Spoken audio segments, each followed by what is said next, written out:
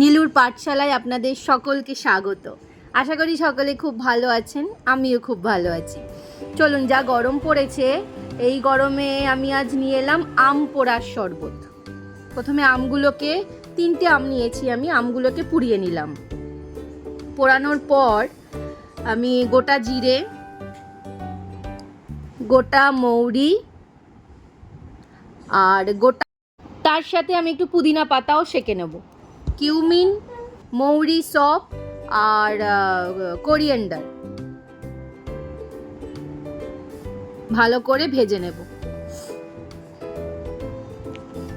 3টে মশলা এবার আমি একসাথে ভেজে নিলাম, মশলার ডাস্ট তৈরি করলাম এটা।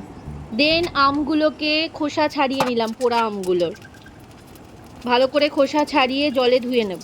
জলে ধোবো না, মানে একটা পাত্রে নিয়ে তার মধ্যেই জল নিয়ে আমগুলোর খোসা ছাড়িয়ে তাতে রাখবো। যেমন আমি এখানে একটা বড় পাত্র নিয়েছি, দিয়ে আমি ফ্রিজ থেকে ঠান্ডা জল তাতে মেশালাম। মিশিয়ে আমের থেকে আমের বীজগুলোকে ছাড়াবো, ভালো করে ছাড়িয়ে জলে ভালো করে ওটাকে মেশাবো। মিশিয়ে দিলাম ভাজা মশলা, তারপর আমি দেব জলজিরা। যদি আপনাদের কাছে জলজিরা না থাকে চাট মশলাও ইউজ করতে পারেন, কোনো সমস্যা নেই। দেন আমি দিলাম পরিমাণ মতো চিনি, কারণ কে কতটা পরিমাণে করবেন তার উপর ডিপেন্ড করছে চিনির পরিমাণ, আর আম কতটা টক তার উপরও ডিপেন্ড করে অনেকটা।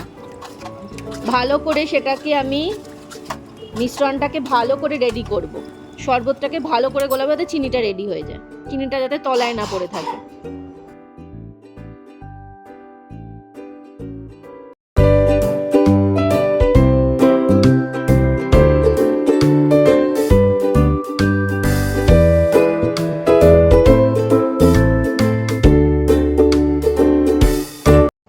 এবার রেডি হয়ে গেল আমার আম পোড়া শরবত। আহা, এই গরমে যে কি আনন্দ খেতে! একবার বাড়িতে বানিয়ে অবশ্যই খেয়ে দেখুন এবং আমাকে কমেন্টে জানাবেন আপনাদের কেমন লাগলো। হ্যাঁ, কেমন লাগলো? চলো এবার যাই তাহলে আম পোড়া শরবতের রিভিউ নিয়ে নিই একজনের থেকে। যাওয়া যাক।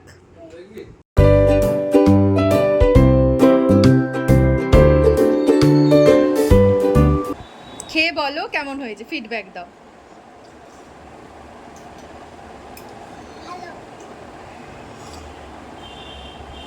খুবই ভালো হয়েছে।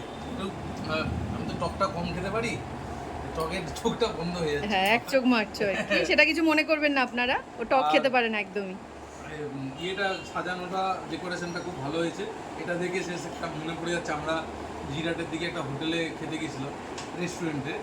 তো ওখানে ফায়ার অন দ্য রকস বলে একটা মকটেল পাওয়া যায়, বেশ ঝাল ঝাল একটা, তো ওরকম দেখতে লাগছে। সেরকম স্মৃতি মনে পড়লো নাকি? পুরনো স্মৃতি। আচ্ছা, তাহলে সবাই করে খেলে গরমে আরাম পাবে, তাই তো? তোমার ভালো লাগছে তো খেয়ে? ভালো লাগছে।